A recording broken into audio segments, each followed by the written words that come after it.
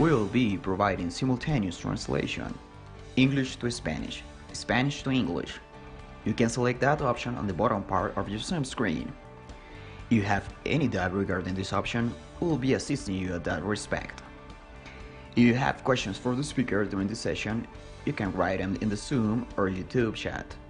Please do not forget to mention your name and institution once you write the question. Once the session ends, we'll be posting the replay in www.eventos.flor.net.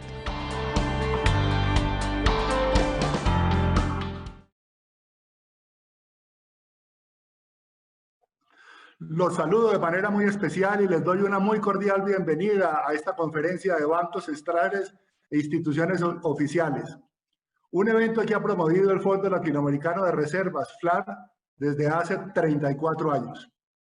En esta ocasión me corresponde decir buenos días o buenas tardes, según desde donde nos estén acompañando, pues hoy la virtualidad nos ha permitido ampliar el alcance de este encuentro tan relevante, que busca contribuir a que entre todos interpretemos las inéditas circunstancias que estamos viviendo y nos preparemos para enfrentar un futuro complejo que, sin duda, vamos a navegar en el 2021. En este año tan particular, ha habido momentos que impusieron decisiones muy duras para solventar la crisis. En todo el mundo, y en particular en América Latina y el Caribe, fue necesario acudir a medidas económicas de urgencia para apoyar las demandas en materia de salud y mitigar el impacto de los diversos confinamientos sobre los ingresos de las empresas y de los trabajadores. La región enfrenta complejos desafíos que todavía estamos descifrando y que requerirán grandes esfuerzos en el futuro. Ante esta nueva realidad que ha golpeado todas las actividades productivas, ha afectado a nuestros ciudadanos de manera crítica, cualquier solución que llegue a plantearse se verá fortalecida si se da en un ámbito de colaboración.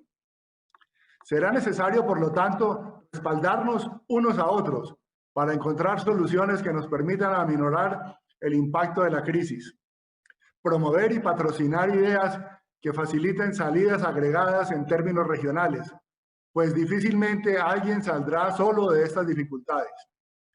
La protección de las economías equivale a la preservación de las condiciones de bienestar de los ciudadanos. Por ello, debemos cooperar para encontrar un rumbo que nos permita salir lo antes posible de esta tormenta. En el FLAR nos ajustamos a las nuevas condiciones, apoyadas en las plataformas digitales para ofrecer de manera recurrente espacios de diálogo, de análisis y búsqueda de soluciones.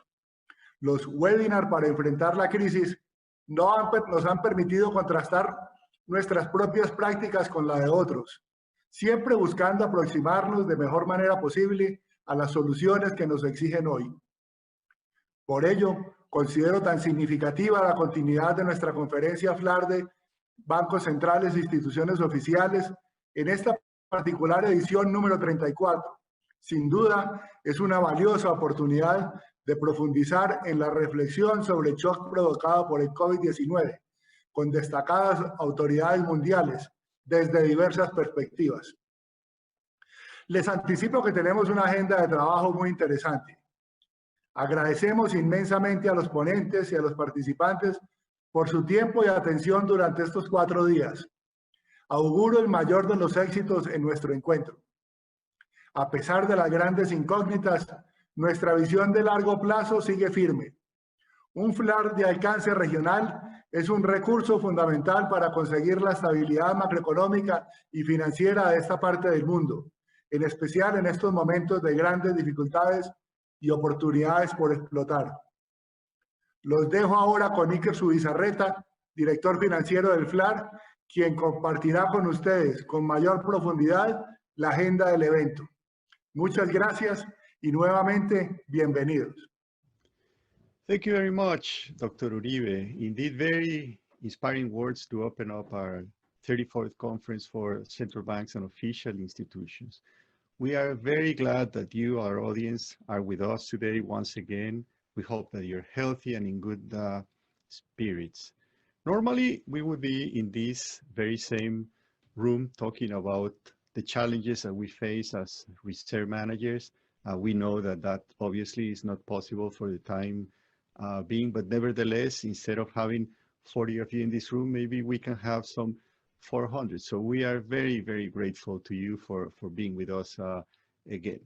Um, Also on the Cartagena subject, we do realize that this has been a very challenging hurricane season for the Caribbean and for Central America. Our prayers are with you. I hope that you keep showing the resilience and make characteristic of you, and hope that you can pull through in these very challenging times, not only hurricanes, but also in this COVID season. So in the 2020 subject, one thing that came to my mind as I was preparing these initial comments is how the planet back in March and then so on pretty much came down to a standstill. Due to all the lockdowns, all the loss of life and loss of jobs and companies and so on. It's been indeed very challenging times for the planet. And you know me, many of you, as a fan of music. I am also a fan of movies. And one movie in particular that came to my mind is a movie by Keanu Reeves, which is titled The Day the Earth Stood Still. And many of you may not have seen the movie. I do encourage you to do that over the weekend. The basic theme of the movie is that, as the title says, the Earth stood still. Transportation, commerce, communications, life on planet Earth. One thing about it is that it takes place in 2008, which is another year that was very challenging for the planet. We do know that we pulled through at that respect. And one thing to keep in mind is that when this movie actually should have taken place, as we all know now, is back in March of 2020, the year that we are living. The original movie, I liked it much more when I thought that it was science fiction. I like it a lot less now that we are living it in the flesh. But nevertheless, here we are, and we are very hopeful on what may come through, although the path is uncertain, and that's pretty much what we will be doing or trying to do, bringing the subjects that we will be talking about in the coming days. So staying in the movie theme, another movie by Reeves is the Matrix. It's a trilogy in that sense. For those of you that have not seen it, obviously I recommend it. I am a fan. But the movie, as it is, it relates to a post-apocalyptic world where a human a civilization is facing its very end. So, according to this movie theme, that could be one way that this could end. We don't think that's going to be the case. Another movie by the actor is A Walk in the Clouds.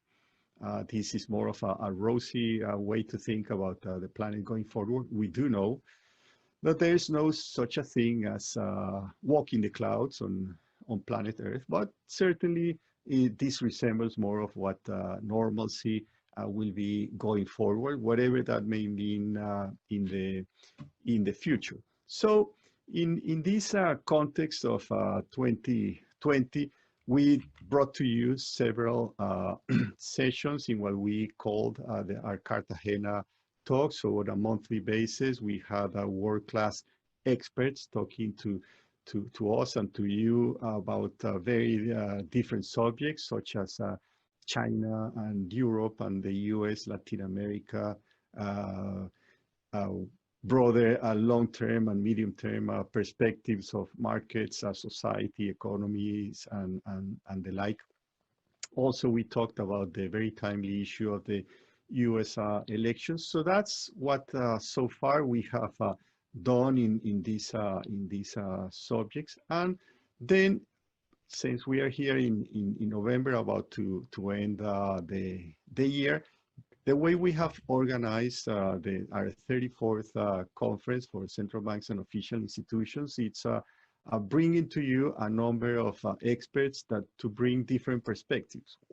First, we will be talking about the investors' perspective, then the following day about the central bankers' perspective, and finally, on Thursday, we will be bringing to you more of a portfolio construction, theoretical point of view of how to go forward. So on day one, that is today, we have Joyce Cheng and Jan Lois from JP Morgan. Then tomorrow we'll have Stanley Fischer, former Vice President of the U.S. Federal Reserve, who will be interviewed by our own President, Jose Dario Uribe. And then on day three, we'll have Robert Merton, a Nobel laureate, to talk about this subject. So one thing that we do hope that we'll be able to come up with at the end of these days will be on what to expect from these very different ways to look at the current situation and the prospects going forward. One thing that is clear to us is that at some point in time, we will be meeting once again in beautiful Cartagena. Who knows whether it will be next year or the year after, but at some point in time, this will be the case. We will move through. There are very encouraging news on the vaccine front, and at some point this will be ancient history in a sense, although the tragic losses of life and all the trouble and destruction in the economic and other terms will be with us for a while. So in the meantime, we will be beginning today's session. The introduction will be made by Mario Acosta. Mario is our head of asset management at FLAR. And without any further ado, Mario, take it away. The mic is yours. Thank you, Iker, and hello to everyone. So our first session today is titled Navigating the COVID-19 Shock, an Investor Perspective. And it's a pleasure for me to introduce you, the moderator of the session, Mr. Juan Carlos Quintero. Juan Carlos has a vast experience in asset management within official institutions after working for several years at the Foreign Reserve Department in the Central Bank of Colombia, and now as the Chief Investment Officer in the Deposit Insurance and Resolution Agency, FOGAFIN, also in Colombia. So Juan Carlos, the stage is all yours, and thanks a lot for joining us once again at this year's conference. Okay, good morning, good afternoon to all. Very happy to be here. As always, a big thank to Iker and everyone at the FLAR team. We're beginning this week with a very interesting session where we're gonna look at COVID-19 from an investor's perspective, and for that we have two outstanding speakers. Joyce Cheng, Global Chair of Global Research at JP Morgan, and Jan Lois, Senior Advisor of Long-Term Strategy at JP Morgan as well. The session is gonna be composed more or less of three sections. We're gonna navigate through them in the next an hour and 15 minutes. We're gonna begin with some remarks that Joyce and Jan have prepared. Then we're gonna have a bit of a discussion about some of the key ideas in terms of moving forward.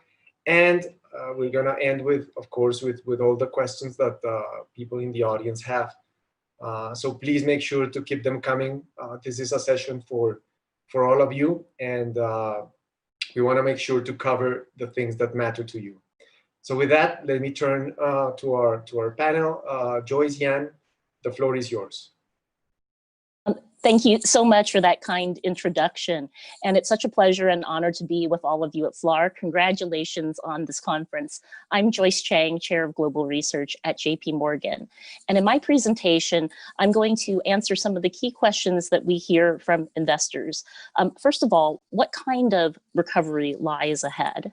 Secondly, what are the key risks to the recovery, particularly related to the second wave of COVID-19 that we're experiencing now and the vaccine developments, and also talk about the US election outcome and what this means for the fiscal and economic outlook.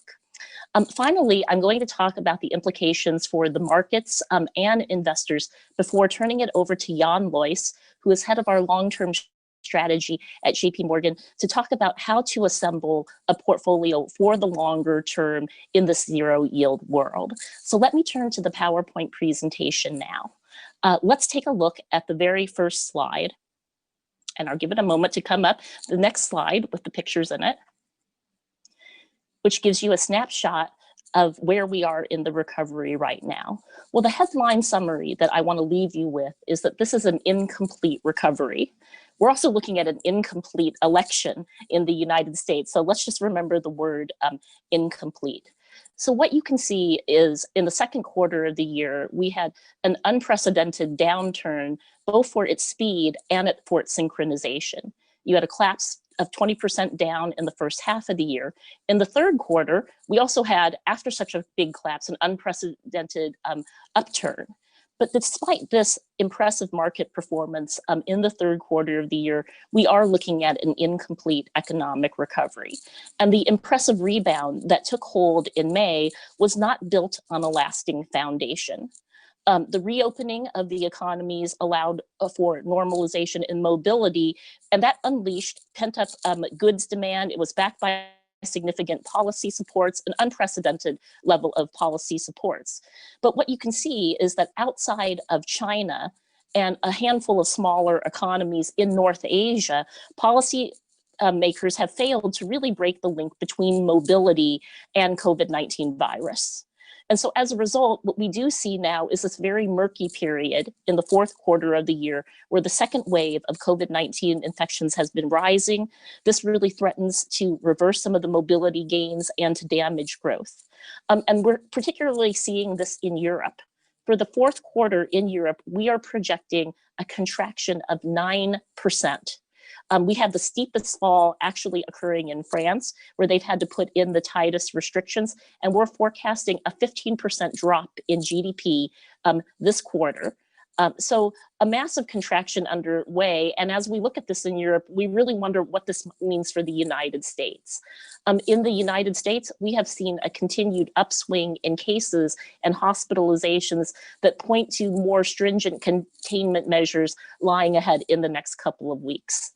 And at JP Morgan, the way that we actually track the link between mobility and the virus is we look at the Google Activity Index. And we estimate that the US will need to lower the Google Activity Index by at least another 14 percentage points cumulatively to break the current wave that we're going through, the second wave. Right now, we've not seen mobility levels in the US come down that sharply. That means that there are real risks to the growth forecast that we have for the US at 1.5% in the fourth quarter of the year to the downside. But I wanted to turn to the next slide and really talk about what I mean by an incomplete recovery. By an incomplete recovery, if we take a look at where we will be at the end of 2021, we are still projecting that we'll be roughly 4 percentage points below the pre-crisis path. So despite a stronger than expected initial growth surge out of the recession, we still have a slowdown at year end because of the second wave and an incomplete recovery at the end of 2021 that's 4 percentage points below its pre-crisis path. And what are we really looking at here in this chart? We are looking at additional fiscal stimulus that we do think will be forthcoming in our assumptions, but not at the pace that we had in this past year. So if we end up with the split Congress outcome, the Republicans retaining the Congress in the US, we think you will get about $1 trillion of stimulus passed in the first quarter of the year. But this is well below the 2 to 2.5 trillion that many had been hoping for and projecting if you did have a blue wave where the Democrats took control of the Congress. We're also looking at a disinflationary world of slack. Inflation is a very important area in which we expect the COVID-19 shock to generate lasting consequences, representing both a negative demand and supply shock. And a persistent global disinflation lying ahead. We are forecasting at the end of next year that we'll still have inflation, half a percentage point below the pre-pandemic level. And we have been tracking this dynamic, really emphasizing the central role of services as a guide to looking at the underlying inflation trends. While goods prices have rebounded at mid-year as the economies have reopened and some oil prices have recovered, supply chain disruptions have boosted food prices, the global service price inflation has remained at a record low. And this is the key thing we're looking at. And we do think you're still going to be below the pre-pandemic levels for inflation. We're also seeing in this chart real regional divergence. And I had talked about the outperformance in North Asia. But what we are seeing is this recovery in goods, producing industries combined with better virus control in Asia. That's where you've been able to sustain relative growth outperformance in North Asia. We have China growing 2% this year and 8.6% next year. So China is the one country that has distinguished itself. And Latin America has been one of the regions that has been the hardest hit. This year, we have Latin America contracting by 7.3%. We have Colombia contracting by 7.3%. And we see the rebound at only 6.3% next year. So this follows 6 consecutive years where we have been below potential growth in Latin America. So in Latin America, we are looking for certain countries that you really can have a lost decade with respect to some of the gains that had been made in really to just take a closer look at COVID-19 and talk about where we are with respect to vaccine development. Well, the focus on the US elections and a potential Biden administration's policy has been really replaced by the news on the vaccines. And we have seen positive headlines come out ahead, but I wanted to take a closer look at just the mobility indicators and where we are with respect to GDP growth. And I think there's some good news in this. In Western Europe, we do think that the lockdowns can be eased by early December, which will allow for a rebound in activity by the holiday season. But take a look at this chart. The orange line going up on the left-hand side is all of the new cases, and the blue line is the activity index. And what you can see is, if you look at the right-hand side, is that in Europe, it's barely moved in the United States. And this suggests that you're going to have a decline in mobility in the US that's needed to come with additional restrictions going forward. Again, we think that you need a cumulative move of 14 percentage points lower in mobility to bring the second wave under control to a reproduction rate that's less than 1. And this means about a 29 to 30% decline from where we were in the spring when we had the first lockdown in the US, and we are not there yet.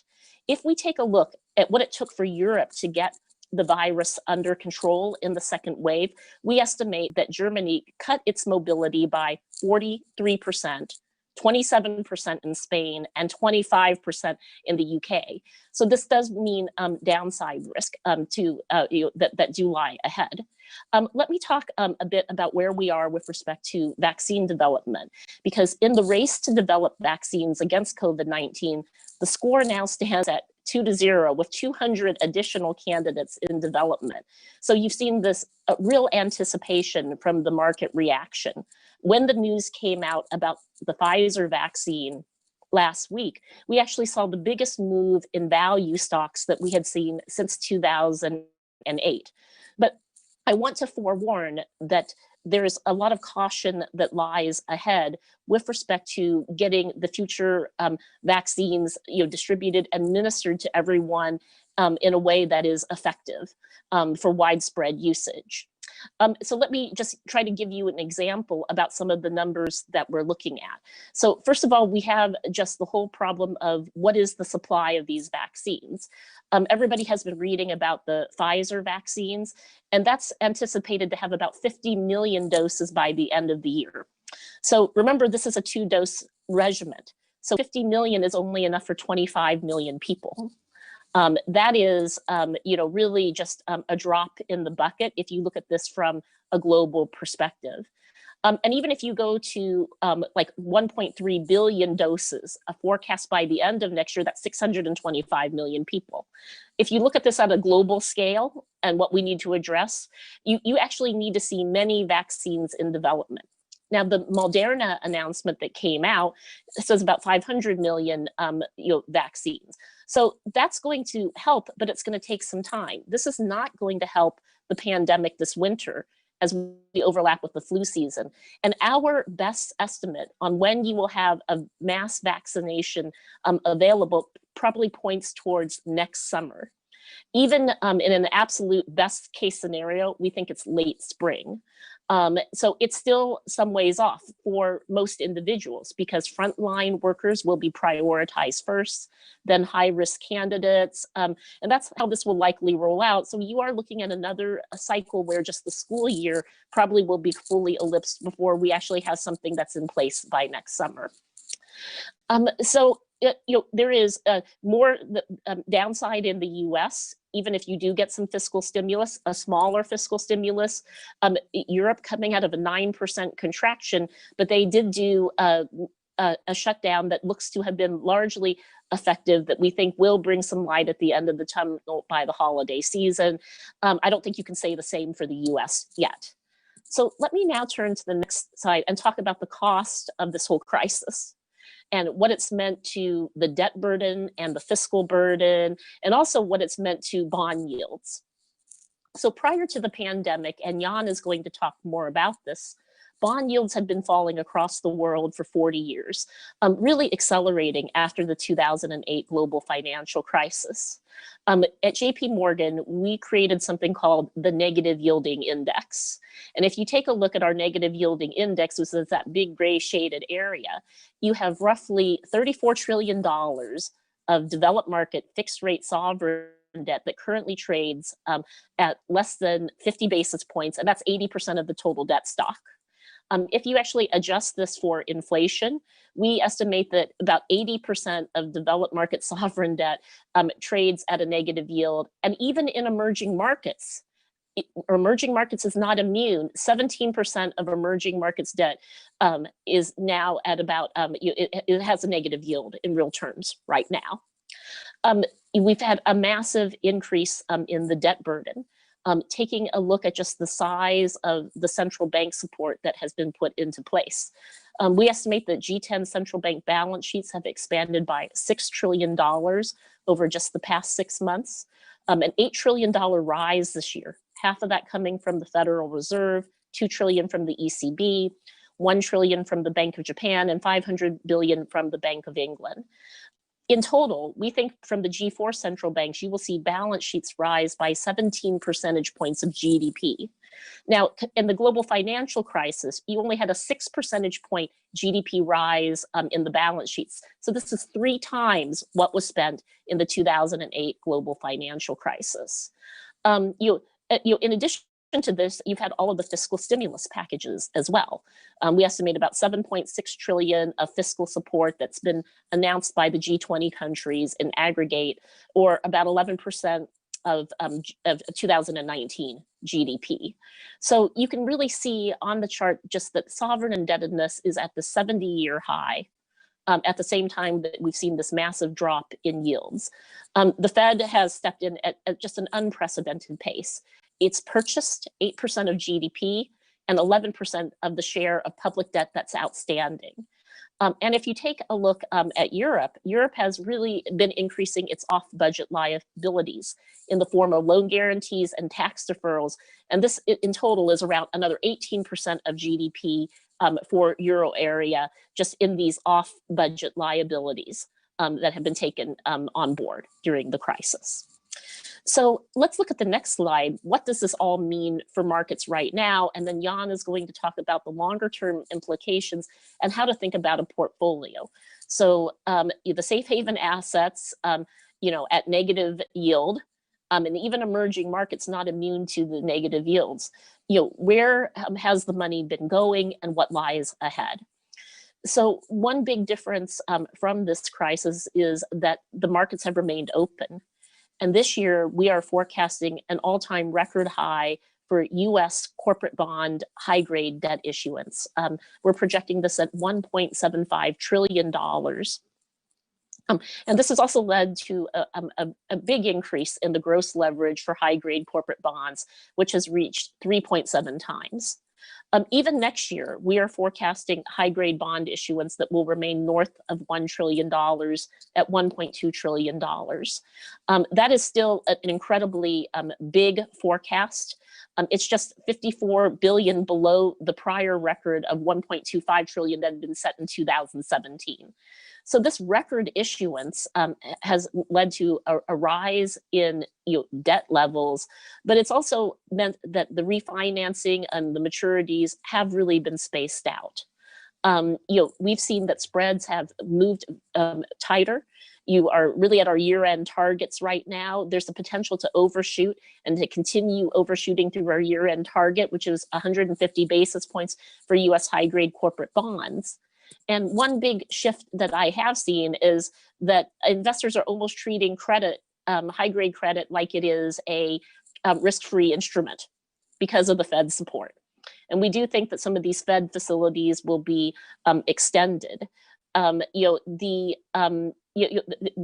consequences and the trade-offs for this, we still need to see what this will be over the longer term.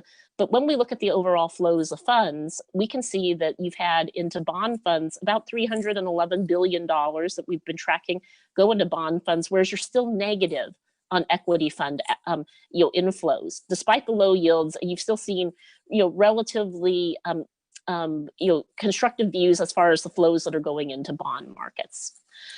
So that is just record issuance, bond funds that have continued to get inflows even as equities have experienced outflows, and we don't have an immediate wall of maturities given the openness of the markets. And I think the market will continue to rally, that you will probably overshoot some of these targets. And if you look at the next slide, you can see that the returns crisis has really replaced the credit cliff. You've got very expensive valuations right now for high-grade corporate debt. And if you take a look at the high yield market, what we've really seen is what I've been calling in the sort of common vernacular, the dash for trash. 46% of the high yield bond universe now yields less than 4%. And the bond buying behavior post the Pfizer vaccine news has been voracious. It's been a classic low beta, high beta convergence trade in this dash for trash. So, is this going to continue? Jan is going to talk more about this in his presentation. We've also seen lower default rates because we've had the refinancing. We had started out thinking that you could see a default rate in the high yield sector that would reach about 8%. We've lowered it to 6%. We think you're going to be even lower than that on the default rate by the end of the year. So I wanted to pull this all together in a final slide before turning the floor over to Jan to talk about the longer term implications and how he is seeing value right now for long-term investors and the best way to construct a portfolio. So, looking into 2021, although we do see downside risks from the second wave in the US, we still think you are going to be in 2021 in a story that is ultra loose monetary policy, some fiscal policy coming into place, that Europe keeps a lot of the fiscal policy support in place. So the fiscal drag off of Europe that we thought might be larger, we think is only going to be about 0.5% and mostly on Germany. And that you see vaccine progress through 2021. So we do think you're going to have a constructive view going into 2021. And looking at the global recovery that we see in place after a 4% contraction in global growth this year, we see a 4.9% rebound.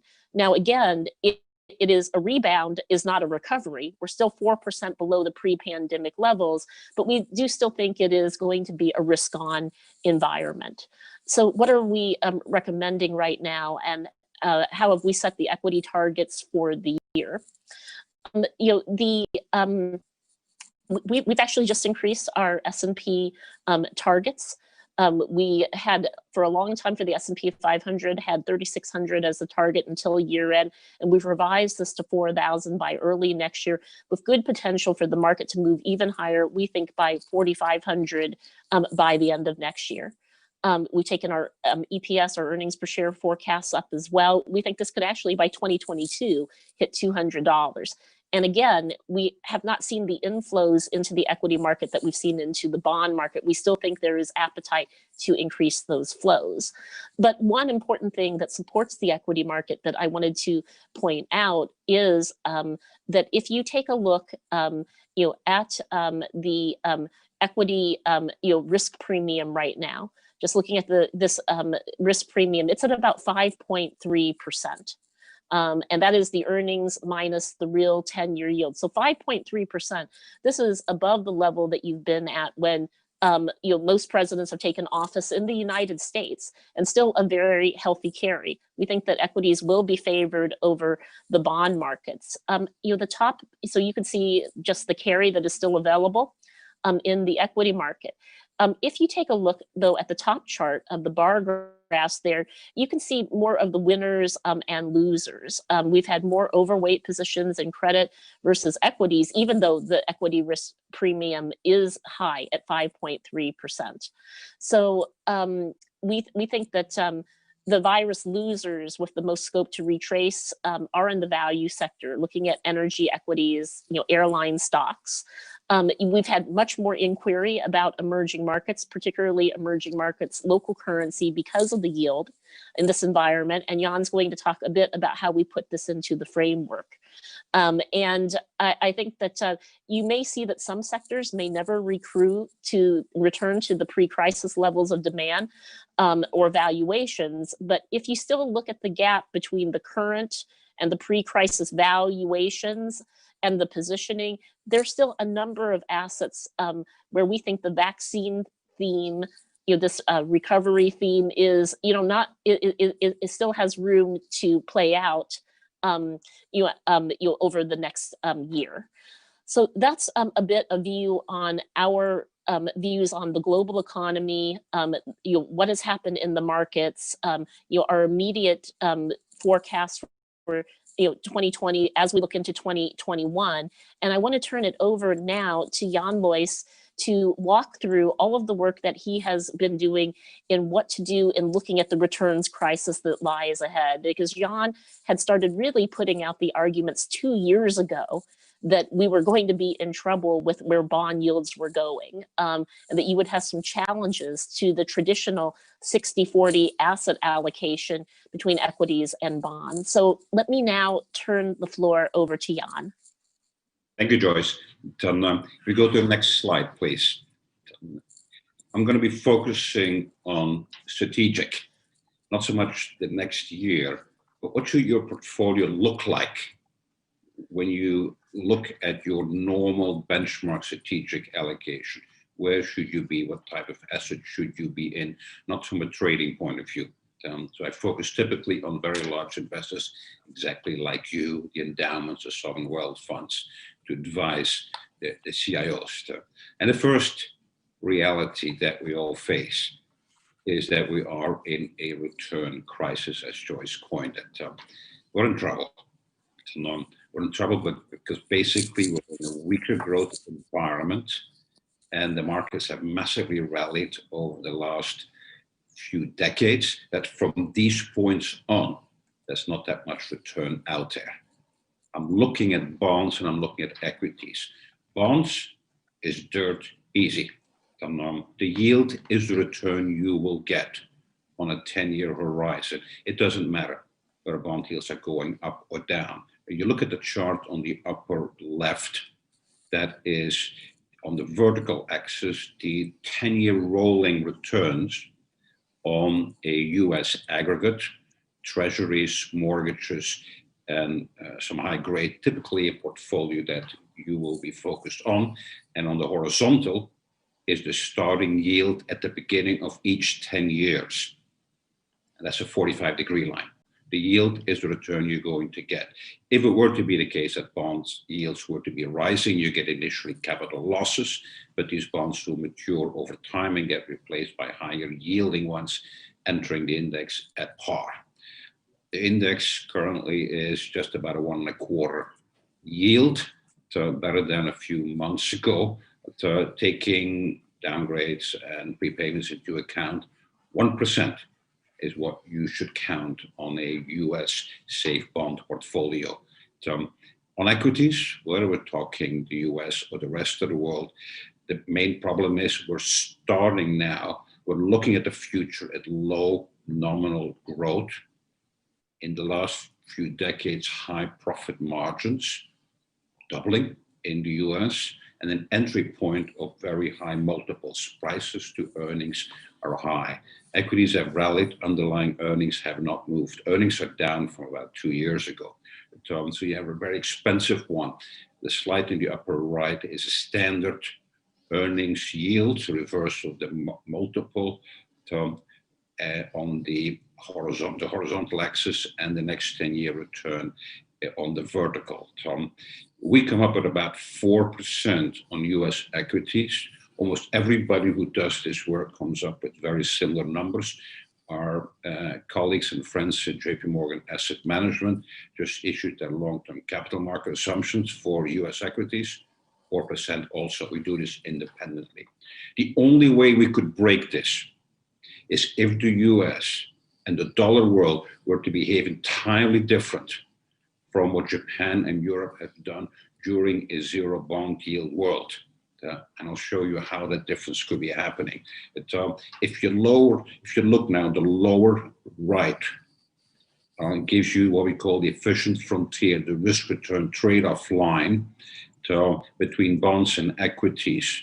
So risk on the horizontal, return on the vertical. This is what's actually being delivered in the top line. That's your historical 60-40. It gave you with about 10% volatility per annum, 10% return in the last 40, 50 years. Been a great history. Now looking at the entry points of high multiples and high bond prices, I'm looking at an efficient frontier is at the bottom line. It moved to the left, lower volatility, and is a much lower return. Your standard 60-40 in dollars, if we're going to be lucky, I'm thinking about 3-ish% lower in euros. What are you going to do about this? For most investors, this is too low. The first reality we've seen already in Europe and Japan is that investors will decide to save more. You simply can't get enough income on your retirement if you are to be, if you stay with your current allocations and with your current saving. The second one is, one thing you could simply do is take more risk, move along that risk-return trade-off line. Dump your bonds and move into equities. Not an option you have. At best, I think you can move into some credit here. If everybody does that, then indeed we could have what Joyce is talking about, is we're all moving into equities and we're pushing up these prices and the multiples go to the 30s as it did in the 90s. So it hasn't happened in US history. It hasn't, except this year, it hasn't happened in Europe and Japan. So I am down. I'm not really believing that much into it. Taking more risk or not depends on who you are. So your allocations with this reality of low return. We're looking at both this low risk return trade-off line. We're looking at all the structural alphas that we see in the risk premium analysis that we have done. Your small caps, your fallen angels, your buyback strategies, your carry momentum. Some of these have been arbitraged away. Some are still there. I'll use a number of those in one of my last two slides on asset allocation. But also, the future will not be purely like the past. So if I look at the next chart, I'll spend a few minutes on some of the major structural, one more please. Thank you. The structural changes that we see forthcoming. Joyce has been putting together a lot of research on a number of these themes. I'm going to be very quickly, a minute each or so, try to summarize what the implications are. One, obviously, we have the pandemic. We can talk at length about social distancing impact on the growth in online businesses, the death of the airlines, the hotels, and all of that. I think social distancing is not human. We are social animals. I think a lot of us will fade the social distancing. What will not fade is the lesson we have learned that something can suddenly happen, completely unexpected, as we say in baseball, from left field, and that induces higher savings. You should expect the world to try to save more. So now, deglobalization, is it happening? What is happening is we have peak globalization. We have not really yet seen a big deglobalization. It's in the making. It is largely a result of the US-China great nation conflict. It will show up primarily in technology until now. The world still, as you saw just with the creation of a new trading pact in Asia, still wants to get the benefit of trade. But in technology is where the delinking is going to be, because technology is national security. So overall, still a bit of deglobalization, not good for growth. The antitrust, to some people, it came out of left field. We've been thinking and talking about it for some time. The brute reality is we have seen 30 years of globalization, and governments, particularly the US, being a lot more tolerant of large companies growing and of market power. And that's led to a massive increase in profit margins. A number of people are left behind with this. The increasing income inequality, average wage earners growth has not been there. And as a result, there is a cry for help at those left behind. Government themselves are very wary about the increasing power of large companies, currently focused on technology. Very similar to what happened in the late 1800s when the US brought the robber barons under control, the Rockefellers, the Carnegies, and the JP Morgans of the time, that simply companies had grown too big. Now, fast forward to today, massive concentration in a number of industries. And countries and governments and people are wary of this and will start putting some limits on the growth of the most powerful companies in the world. Even the current Trump administration started with this. I think the Biden administration will do so also. Will it really destroy the equity market? It will have a negative impact. I am wary of technology. I would not have a big exposure to big tech. Very importantly, the US and China have many differences, but have come to exactly the same conclusions on antitrust. In the last few days, the Chinese government has launched a number of proposals to introduce antitrust regulations in China. And surprise, surprise, they're very similar to all the laws that the US already has on the books, but hasn't really enforced in recent decades. So I'm wary. I don't think this is a good thing for equity markets. Modern monetary theory, inflation, fiscal discipline. As an economist, none of us sign up to modern monetary theory, which tells you that a government can issue whatever it wants. It doesn't have to worry about the impact on inflation. We're not going to debate economics here. Importantly, I think the US will be different than Europe and Japan during the zero bond deals. What we saw in Europe and Japan was a reluctance of the government to start using those zero bond deals. The Americans look a bit at Germany in particular and saying, what's wrong with Germany? So they have zero bond deals, they have a surplus, and their infrastructure is falling apart. They should use all that money. So I think the US government, even divided as it is going to be, will be tempted by the cheap funding, and will indeed start running much bigger deficits. Will initially be all financed by the central bank. That ultimately, I'm talking 3-4 years time, probably will give some serious inflation. Climate change, serious, very difficult to implement in portfolio. But let me not get going on that, otherwise I keep going a lot. If we now look at the next slide, Tom, what does it mean for a portfolio? I call it my portfolio. So it is initially for an unconstrained investor. The next slide in a moment will be more about you. It's also an unconstrained, it is credit and equity. There are no government bonds in here. They're not investable.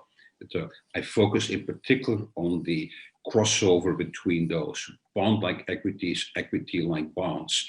I call hybrids. They're bonds that walk and talk like a stock, and stocks that have fixed income elements. Utilities, real estate, high yield, the fallen angels that George talked about, convertibles, preferreds. That is my ideal portfolio because it time diversifies well. A lot of equities. I don't like technology, and healthcare is where you want to be.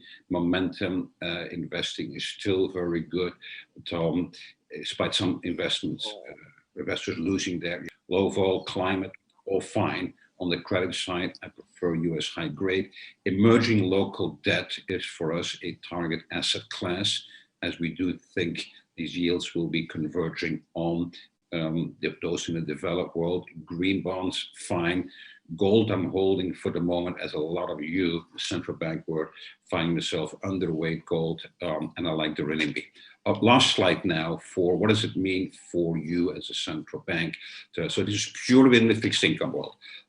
My own personal views, I think you want to own inflation linkers. Anything that protects against inflation. I think the break-evens are too low relative to what I would think will happen in 3-4 years' time.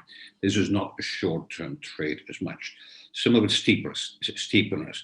The short end will be controlled by the Fed for the next 2 years or something, but the longer end will start backing up as people start wondering about inflation.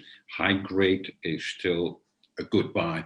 The spreads have come down a lot, but it's still a lot better than the treasury market. EM local debt we talked about, we prefer it, currency hedged. Chinese government debt I like a lot. It has not rallied, it's still a good yield, above 3 on 10 years. I think the central bank will ultimately, because of the massive leverage in the corporate sector, will be induced to bring interest rates down. And we still see in the next 2 years a chance of zero bond yields in China.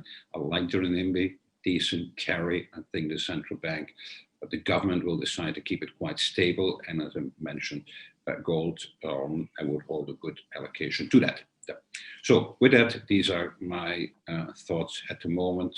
Anybody with questions, please shoot them now, or you have our emails and you can reach us later also. Juan Carlos. Thank you, Jan. Thank you, Joyce, for very interesting comments. So I want to remind everyone to please send any questions you have so that we can incorporate them in this second part of the meeting. I'm going to start a bit with the discussion, maybe with Joyce, since Jan was just talking. Can you mentioned the reality that there has been a lot of issuance. There's been a record issuance.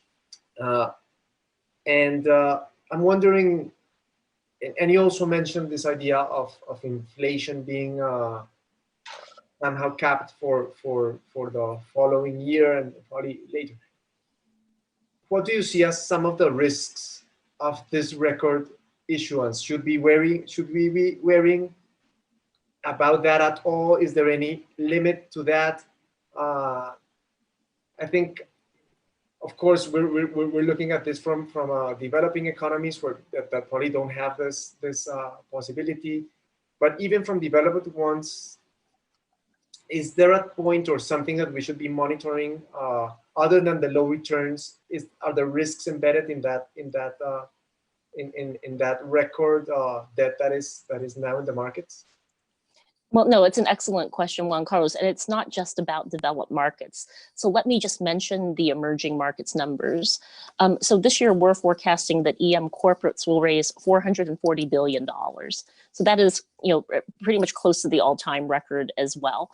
You've had EM corporate bond issuance above 400 billion for the last couple of years, and EM sovereigns will raise about 170 billion dollars. Most of this has been concentrated in investment grade sovereigns, but you're also seeing, simultaneous with this, that we are getting a wave of EM sovereign defaults. So you had Zambia, but you've had 5 now: Argentina, Ecuador, Zambia, Lebanon, and so you've had a rising wave of defaults. So you've had this market accessibility, which has been helpful.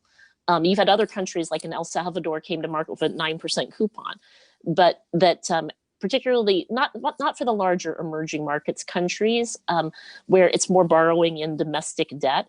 But for some of these smaller frontier markets, you now have this whole question of which countries might need to have some private sector involvement, the debt suspension initiative that came out of the official creditors. So I wouldn't say that emerging markets is completely immune for this. It's just that you don't have an immediate cost to pay for it. So I think that for high grade corporates, the market remains open, but even for the high yield market, we've seen that the market has remained open. There's just been a demand for developed market credit that has any yield to it. And that isn't going to dissipate in 2021. And when we've asked certain questions in our investor surveys, like when do you think the Fed will raise rates? Most people are putting 2023 for when the Fed raises rates. So there is this feeling that you've got this Fed backstop in place for the corporate market, particularly for the high grade market, and that you in a world with 70 to 80% of the sovereign safe haven debt at a negative yield, you've got to buy the credit space. But the cost for this will be you've had this rise in leverage. We've had an increase in default rates that's been less than we would have thought because the market has been open. But you're seeing in emerging markets that for some of these smaller countries, they have not been able to come up with a debt sustainability plan or platform. So I think there are long-term consequences to this, but they're not going to be felt in 2021, in my opinion. In EM, you do have a rise in the sovereign default rates, but I think that this is the first time where we're getting a lot of questions from investors about buying emerging markets as diversification. Now, as somebody who's looked at emerging markets as an asset class since the 1990s, at first it was the growth story. It's the growth story that these countries are going to investment grade. Now, EM sovereigns have seen 78 downgrades by the 3 major rating agencies this year. So it's no longer about the growth outlook other than China, but what's been driving it has been China's inclusion in the index. It has meant that there's more mainstream investors who are now being forced to look at China, and also a need for diversification. We estimate that the crossover investment holdings for emerging markets debt still are very, very low. And just to give you the numbers, emerging markets debt we think is now 27% of the global debt stock. But global investor holdings of emerging markets debt, if we look at things like Mercer's asset allocation survey, shows that the average allocation to emerging markets debt, if you look at pension funds, has been about 5%. So I think that emerging markets is one of the areas that will benefit, and the real barrier has been, how do you hedge the FX risk? Because the FX has been, really meant that has really taken away a lot of the returns. And we have been working on designing portfolios about this. The other thing that we've been doing on emerging markets debt is that in the index now, we are going to allow credit enhanced bonds to go into the index. So this is the first time since Brady bonds in the 1990s. And we think there are ways that the official creditors could come up with ESG bonds or sustainability bonds, and think of more creative ways, to create instruments that are investable, and also, adhere to the goals of a green recovery. So I do definitely see, downside longer term risk, and emerging markets gives you a picture of some of that. Many of these frontier markets actually, borrowed in the market just so they could have a benchmark. And now they're seeing these debt sustainability issues come up. But this has taken, a long period of time. And that could be some of the longer term consequences. But much like the global financial crisis, the key thing I see is that, everything has sort of been bunched into the sort of borderline investment grade level. So we've had that in the second quarter of the year, the fallen angels, the downgrades to the upgrades were 24 to 1.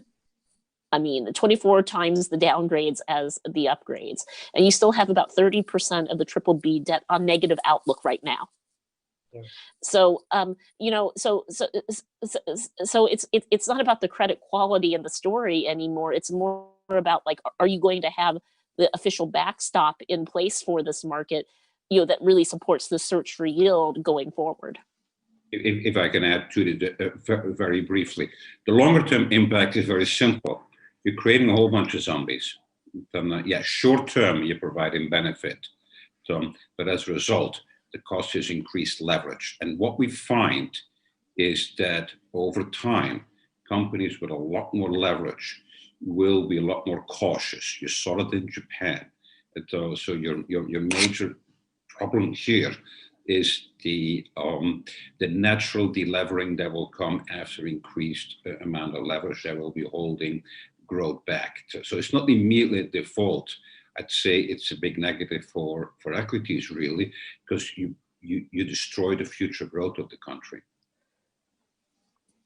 Thank you, Joyce and Jan. Let me connect a bit with what you were just saying, and with I think it's the last slide from Jan's presentation. So China was in the radar before all this pandemic, but you're hearing it much more now as rates have gone even lower, and we're thinking that rates are going to be lower for a long time. And I think part of what is relevant for people in this audience is trying to move from their current investments, which are very much fixed income, very much developed markets, to something that gives them maybe a bit of additional yield. And China might be one of the candidates. In practical terms, going that further step, what do you think are key things to have in mind as investors try to incorporate the Chinese debt into their portfolios? I think part of what needs to happen and is happening is the incorporation in the global benchmarks. But besides that, what should we as investors looking into that new market be aware of? Jan, maybe if you want to begin there. I'll do it from a broader point of view rather than a detailed point of view. The question with China is always, is it Hotel California? You can check in anytime you want, but can you get out? And that's still where there's awareness as a concern. So at the moment, yes, you can get out. You get a nice yield, but it requires a long time for a country to get the reputation that indeed it is an open capital markets.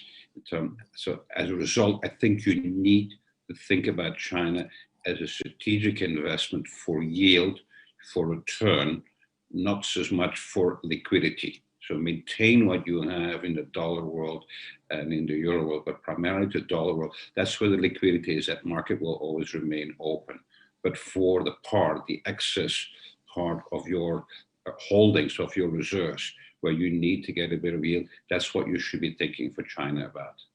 But otherwise, I think Joyce knows more about the details of the... Yeah, let me give you a couple of points of why I do think that China should be a structural overweight. First of all, I think that China is a country that itself will have to head to zero yields or towards zero yields.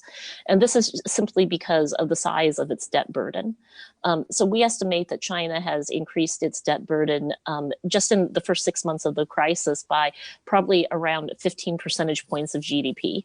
and that for the full year, you will probably see a 25 to even 30 percentage point increase in the debt burden. So they have put into place fiscal stimulus. They also have a more successful recovery that truly does look V-shaped than the rest of the world. But the cost of this has been a very big debt burden. And China is sort of stuck between a rock and a hard place. As John mentioned, the Hotel California, the key concern that they have is capital outflows. So they're going to keep the capital controls in place. And one of the key tools they have is bringing interest rates down, to address this. So we think that yields will have to go lower in China.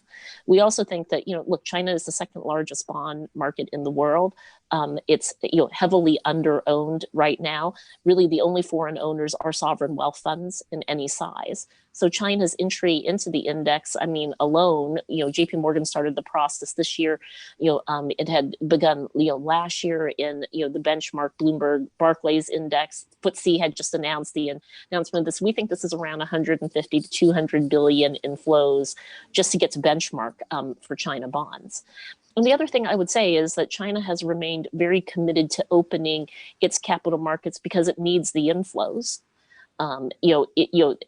If you just look at the trajectory for China's challenges going forward, the demographics do imply, much lower growth going forward. And, they just put out sort of the projections through 2035, and we see growth coming down to more like 4.5% in China. So they really need the portfolio flows. FDI flows have been going down as we've seen more restrictions on tech and sanctions and export controls and all of these things, coming into place under the Trump administration. So what you've seen is that they have been, really, changing the rules, allowing, that it's not just minority ownership. When will you be able to take more of a majority stake? On the financial sector, they've tried to send a very strong message about retaining that opening because they do need the capital. So I think there are structural reasons to be overweight China. It has been the one country that has shown it's been able to break that link between mobility and growth. So China was not only first in, first out, it was able to supply goods that really were necessary during this crisis, whether on the tech side or the medical equipment side or the protective, personal equipment side. Then, since the shutdowns were more effective, they were able to get their factories operating more quickly. So the external accounts this year are very impressive. You're looking at a current account surplus that could be in the order of $150 billion, a recovery next year that's 8.6%, slowing down to 4.5% over the next couple of years, but still much higher than developed market growth. So the things that really, I think, make the China story compelling is entry into mainstream indexes, a structural case where yields are going to go lower, a better recovery from COVID-19 than most of the rest of the world. But I also do think that this is an area where they are trying to differentiate what they're doing with the financial markets. Now, I do think that you are not going to see U.S.-China tensions going away anytime soon, even under a Biden administration. And we get asked this question all the time. I don't think you're going to see the tariffs lifted very quickly. I think they will remain in place. And I think the U.S. is going to take a much harder line under Biden on issues like human rights and democracy. And it will also try to ally itself with Europe to find common goals in the agenda they have with China, including national security issues, how to deal with tech and security issues like cybersecurity, all of these kinds of issues. So it's going to be a very complicated, relationship going forward. But, it's the second largest bond market in the world.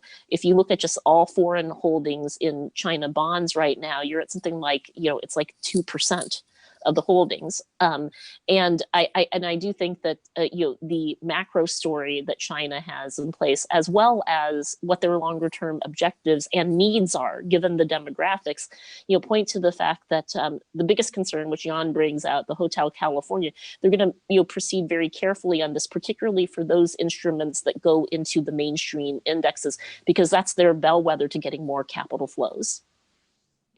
Thank you both. I'm getting a couple of questions related to alternatives.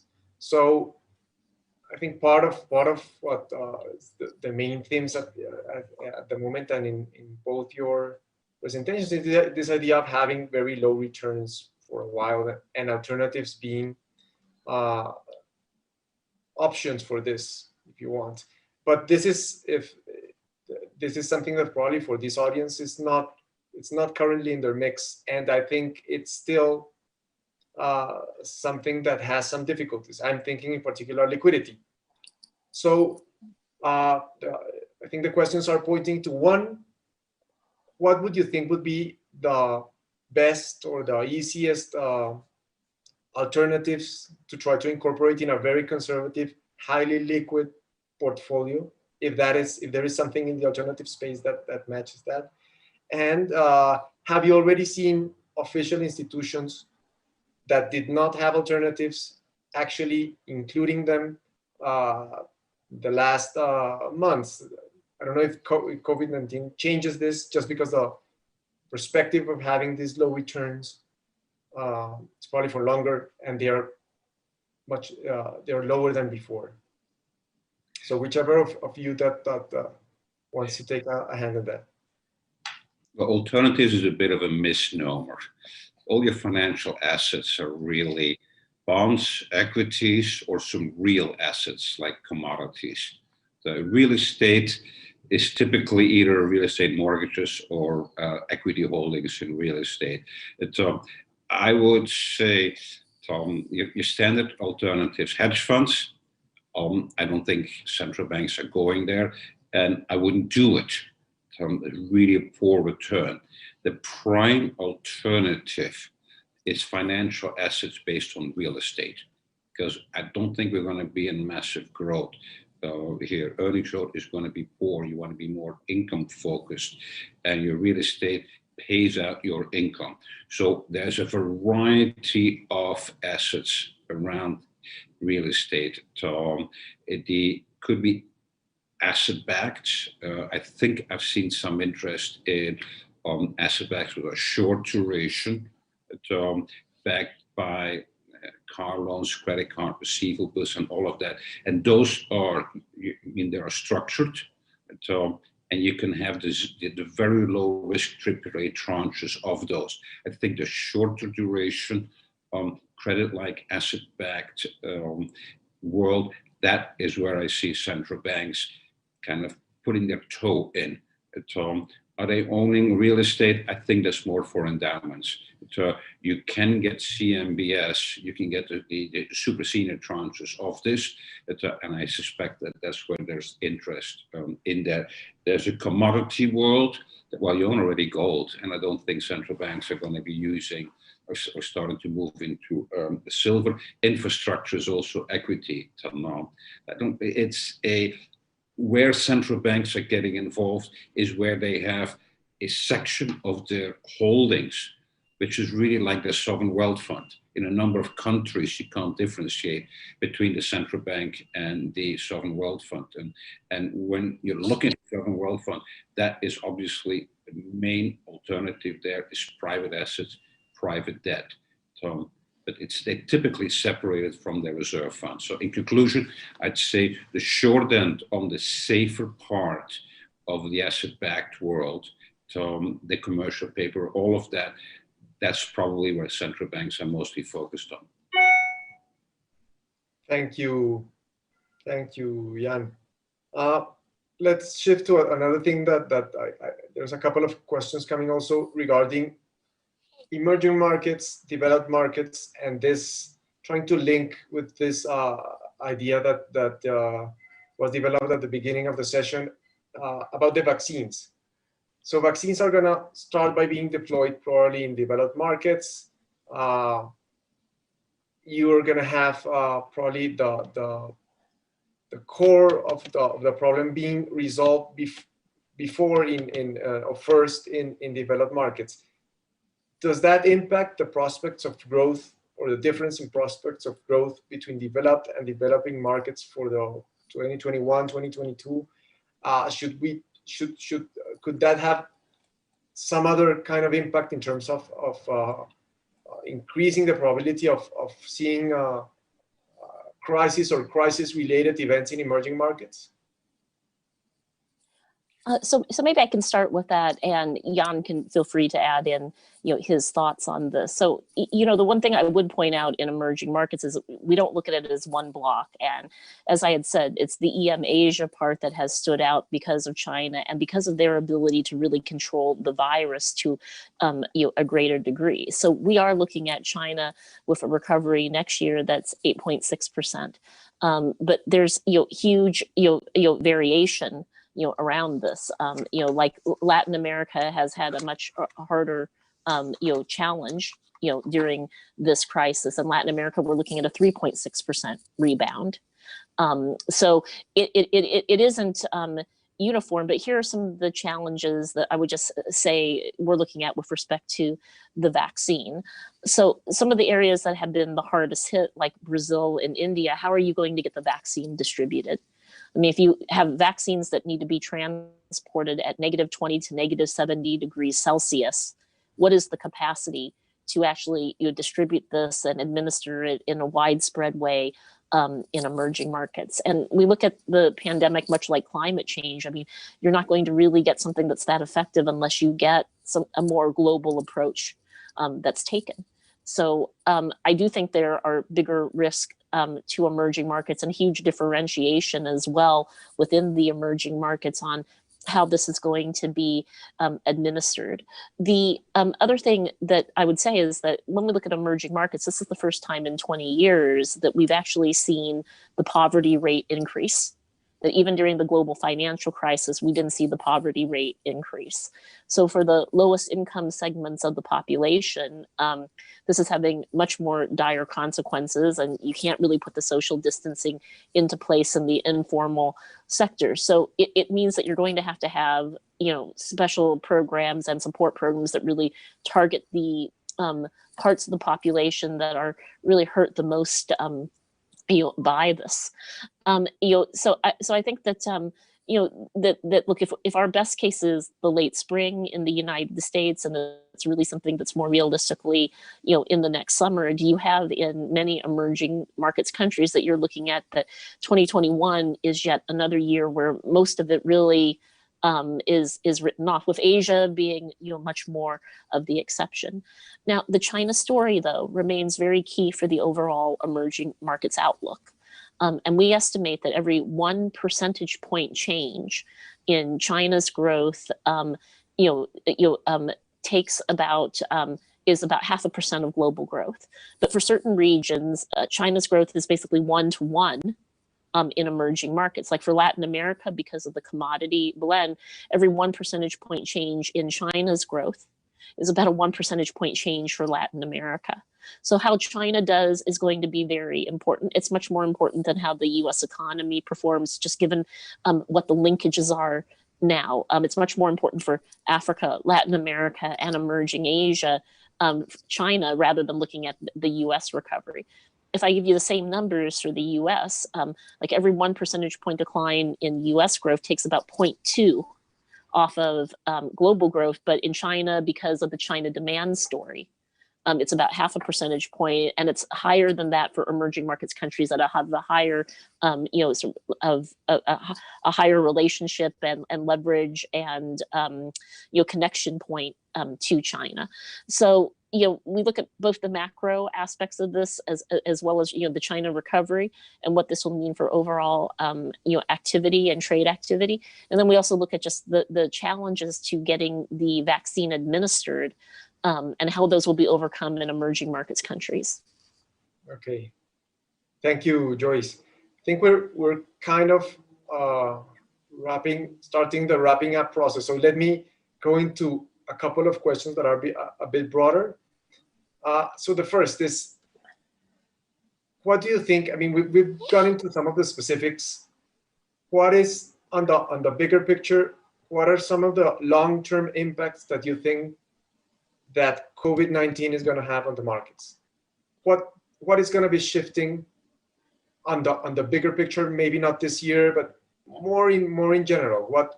What changed because of this pandemic in terms of the financial markets going forward?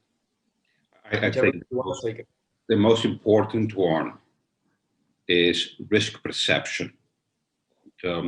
risk perception, the way our risk aversion, risk premia are all a function of our perception indeed of what can happen, what can go wrong in the world. And we just got a big warning that something completely unexpected can happen that was not part of your scenarios. As a result, all risk managers and people know more things can go wrong than what they thought before. That means you need to be more cautious, you have more liquidity, you need to save more. So the opposite of more risk taking. That's why I think risk premium broadly will be higher in the future than in the past, simply because we know now, we're more aware of all the things that can be going wrong. That means companies will have more liquidity, more cash. I think central banks themselves are likely going to say, this is a world where we should not be getting everything into alternative and thinking about returns. We need to maintain more liquidity even than we had in the past. So that's why I don't want to extend the experience of this year and say, hey, look, we had this big crash and look where the credit markets and the equity markets are. So this is all bullish for asset prices. That's a short-term phenomenon. Longer term, I'd say a higher risk premium and more cautious behavior. That is the one that's going to be driving things. Are we all, are airlines done? Are hotels all bankrupt and they're never really going to be coming back? Are we never going to see you in person and we're going to be in Zoom forever? I don't think so. And we're all dying to see each other again and to see our family again.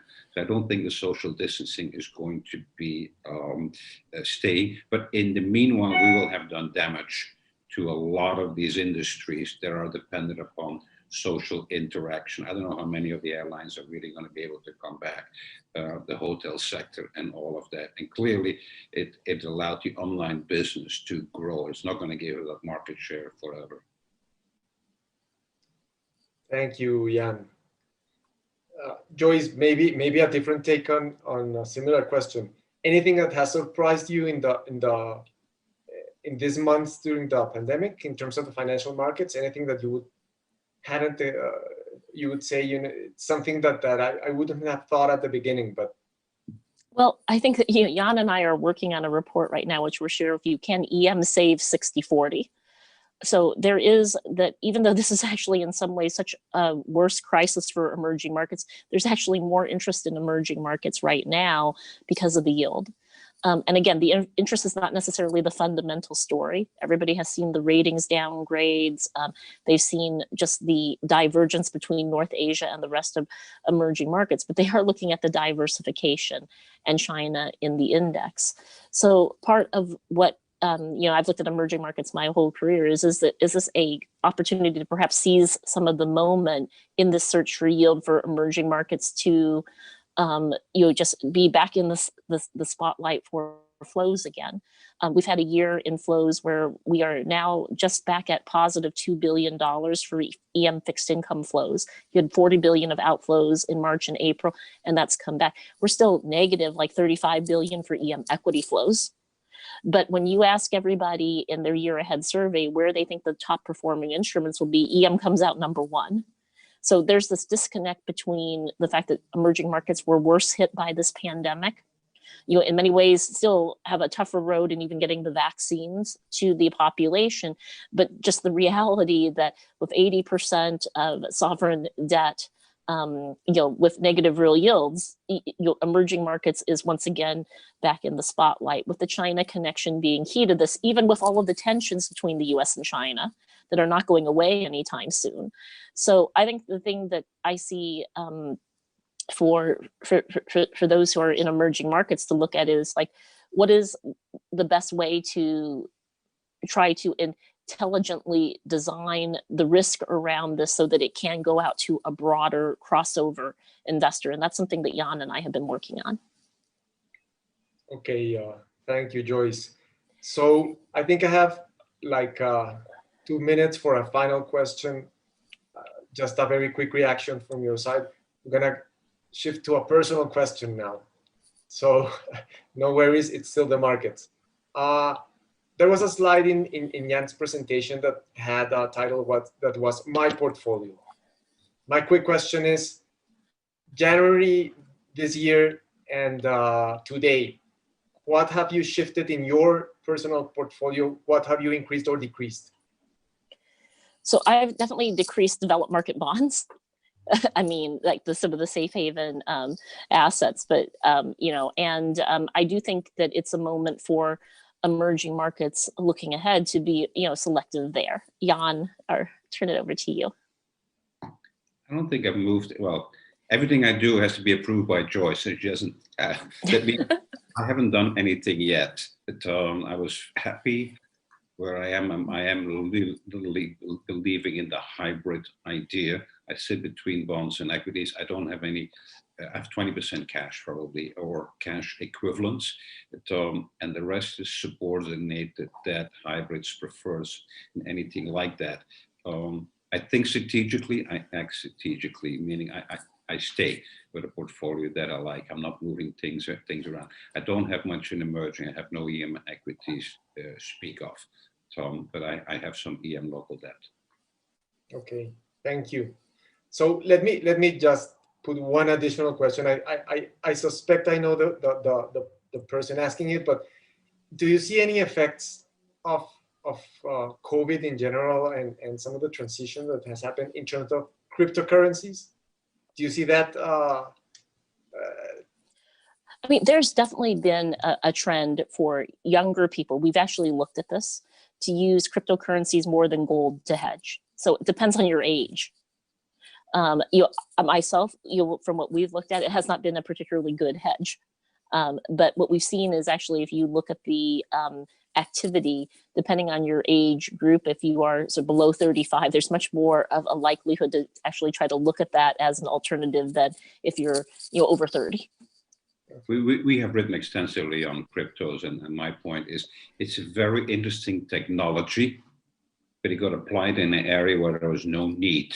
Our currencies, this is what our central banks are doing fine. There is no real need for cryptocurrencies for interactions, for financial interaction. We've seen it's massively used for speculation, and I think that's what it is still at this point. The growth is going to be in the digital currencies, the digital central bank currencies. That's where I see some upside in that, in order to facilitate international payments. But overall, I am not an investor into crypto. It is still a technology that is looking for real economic use, and it is for the moment still mostly a speculative asset.